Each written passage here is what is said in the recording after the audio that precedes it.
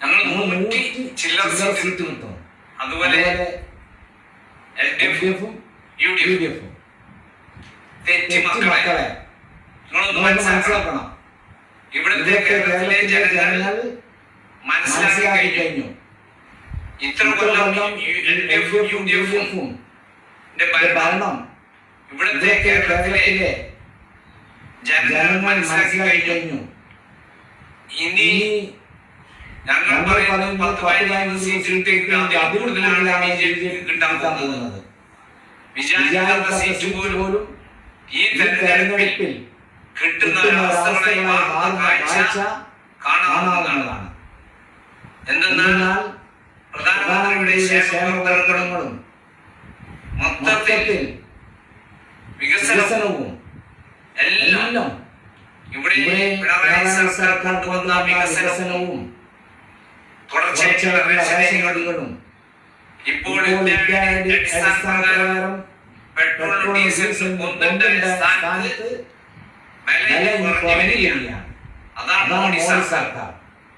ഇനി BJP എല്ലാ മണ്ഡലങ്ങളിലും ജയിക്കുന്ന സ്ഥലത്ത് അവിടെ റോഡുകളും വികസനങ്ങളും എല്ലാം വരും.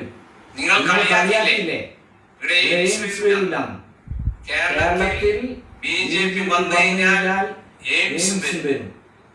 ഒന്നല്ല രണ്ട്. അതുപോലെ ഇവിടുത്തെ ഈ പിന്നെ ആരോഗ്യമന്ത്രി വീണ ജോർജ് പറയുന്നു നമ്മുടെ ഹോസ്പിറ്റൽ അങ്ങനെ ഹോസ്പിറ്റൽ അതിന്റെ പൂർത്തിയാക്കും. എത്ര ഒരു ഹോസ്പിറ്റലും ഇല്ല. കെട്ടിടം ഉദ്ഘാടനം ചെയ്തില്ലാതെ ഒരു സംവിധാനവും ഈ ഗവൺമെന്റ് ഹോസ്പിറ്റലിൽ ശരിക്കുള്ള നടന്നു വരുന്നില്ല. അതിന്റെ തിരുവനന്തപുരം മെഡിക്കൽ കോളേജും അതുപോലെ ഈ കോഴിക്കോട് മെഡിക്കൽ കോളേജിലെ അവസ്ഥകൾ അവിടെ പോയി കഴിഞ്ഞാൽ മനസ്സിലാക്കാൻ പറ്റും. പിന്നൊന്ന് ഈ വിവരമില്ലാത്ത ജനങ്ങൾ ജനങ്ങൾ മാറിക്കഴിഞ്ഞു. അവർക്കും ബോധം തന്നു.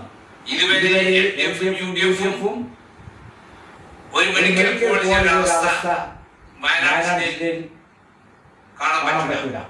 അതുകൊണ്ട് അവിടുത്തെ ജനങ്ങൾ ഇനി അവിടെയും BJP വരുമെന്നുള്ളത് യാതൊരു സംശയമില്ല. മാറും. നന്ദി, നമസ്കാരം. എല്ലാവർക്കും നമസ്കാരം.